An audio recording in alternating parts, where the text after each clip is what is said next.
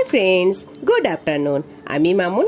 আমার চ্যানেলে আসার জন্য অসংখ্য অসংখ্য ধন্যবাদ। তো বন্ধুরা, আজকে রেসিপি হলো সয়া পনির পোলাও। তো কিভাবে বানালাম অবশ্যই আমি তোমাদের সঙ্গে শেয়ার করব।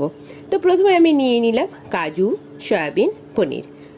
তারপরে হচ্ছে রাইসটাকে আমি একটু গোটা গরম মশলা দিয়ে এলাচ, লবঙ্গ, দারচিনি এসব দিয়ে একটুখানি ভাত বানিয়ে নিলাম। তারপরে পেঁয়াজটাকে ভেজে বেরেস্তা বানিয়ে নিলাম। তারপর দিয়ে দিলাম তেলের মধ্যে, মানে রিফাইন তেল দিয়ে তার মধ্যে দিয়ে দিলাম সয়াবিনগুলো একটু নুন হলুদ দিয়ে একটু ভেজে নিলাম।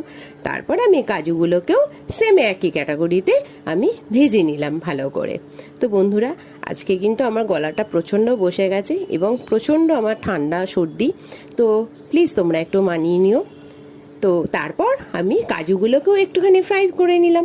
সমস্ত আমার ভাজাভাজি কমপ্লিট। তারপর ওই তেলের মধ্যে সামান্য একটু ঘি দিয়ে পেঁয়াজগুলো ভেজে নিলাম। আর এইদিকে আমি রেডি করে নিলাম টক দই, জিরে গুঁড়ো, ধনে গুঁড়ো। আর এইদিকে আমি মশলা গুঁড়ো দিয়ে দিলাম আদা, রসুন, কাঁচা লঙ্কা বাটা।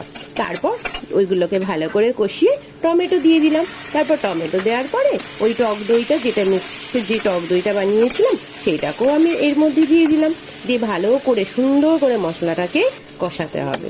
দিয়ে কষানোর পরে তারপরে ওই সয়াবিন, কাজু, তারপরে পনির সমস্ত কিছু দিয়ে দিলাম। দেওয়ার পরে মিক্সড করার পরে রাইসটা দিয়ে দিলাম। ওপর দিয়ে গোটা গরম মশলা গুঁড়ো আর বেরেস্তা আর ঘি দিয়ে ঝরঝরে তৈরি হয়ে গেল আমার পনির পোলাও, সয়া পনির পোলাও। তো বন্ধুরা, দেখো তো কেমন হয়েছে। তোমাদের কি ভালো লাগছে? তো অবশ্যই কিন্তু তোমরা ট্রাই করো। তো ভালো থেকো আর আমার পাশে থেকো। টাটা।